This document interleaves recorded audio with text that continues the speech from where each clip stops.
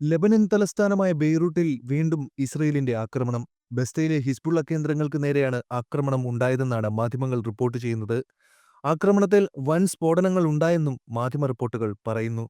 ശനിയാഴ്ച പുലർച്ചെ 4 മണിയോടെയാണ് ഉഗ്രശബ്ദത്തിൽ സ്ഫോടനങ്ങളുണ്ടായത്. സ്ഫോടനങ്ങൾ തലസ്ഥാനത്തെ നടുക്കിയതായി ദൃക്സാക്ഷികൾ റോയിട്ടേഴ്സിനോട് പറഞ്ഞു.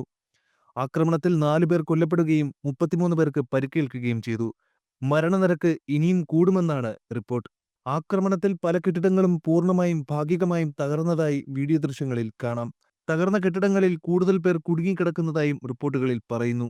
ശനിയാഴ്ച പുലർച്ചെ ഒരു പാർപ്പിട സമുച്ചയത്തിൽ സ്ഥിതി ചെയ്യുന്ന 8 നില കെട്ടിടം തകർന്നതായും ആക്രമണത്തിൽ നിരവധി പേർ മരിക്കുകയും പരിക്കേൽക്കുകയും ചെയ്തെന്നും ലെബനൻ ദേശീയ വാർത്താ ഏജൻസി അറിയിച്ചു.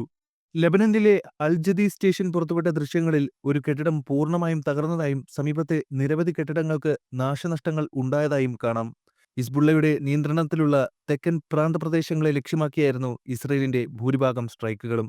സെൻട്രൽ ബെയ്റൂട്ടിനെ ലക്ഷ്യമാക്കി ഈ ആഴ്ച നടത്തുന്ന 4ാമത്തെ ഇസ്രയേലി വ്യോമാക്രമണമാണിത്.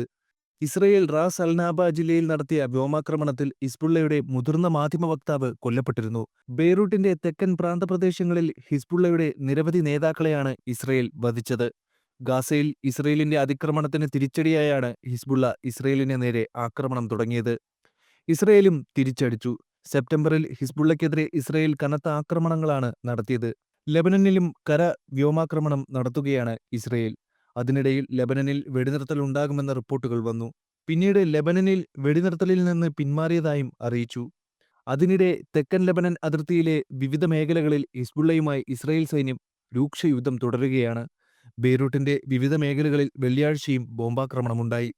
അതിർത്തിയിൽ നിന്ന് 6 കിലോമീറ്റർ ഉള്ളിലുള്ള ഖിയം പട്ടണത്തിലാണ് നേർക്കുനേർ ഏറ്റുമുട്ടൽ നടക്കുന്നത്. ഇവിടെ ഇസ്രയേൽ ആക്രമണത്തിൽ ലെബനൻ വൈദ്യസഹായ സംഘത്തിലെ 5 പേരാണ് കൊല്ലപ്പെട്ടത്. UN സമാധാന സേനയുടെ ആസ്ഥാനമായ നക്കൂറയിലേക്കും ഇസ്രയേൽ ആക്രമണം വ്യാപിപ്പിച്ചു. 4 ഇറ്റാലിയൻ സൈനികർക്ക് പരിക്കേറ്റതായി UN അറിയിച്ചു. ബെയ്റൂട്ടിന്റെ കൂടുതൽ മേഖലകളിൽ ജനങ്ങൾക്ക് ഇസ്രയേൽ സൈന്യം സമൂഹമാധ്യമം വഴി ഒഴിപ്പിക്കൽ നിർദ്ദേശം നൽകിയിട്ടുണ്ട്. വെടിനിർത്തൽ ചർച്ചകൾക്കായി ലെബനനിലും ഇസ്രയേലിലും കഴിഞ്ഞയാഴ്ച ചർച്ചയ്ക്കെത്തിയ US പ്രതിനിധി MS ഓക്സ്റ്റെയിൻ എത്തിയിരുന്നു. എന്നാൽ ചർച്ചകൾ വിജയകരമായില്ല. പിന്നാലെ ലെബനനിൽ ഏറ്റുമുട്ടൽ രൂക്ഷമായി.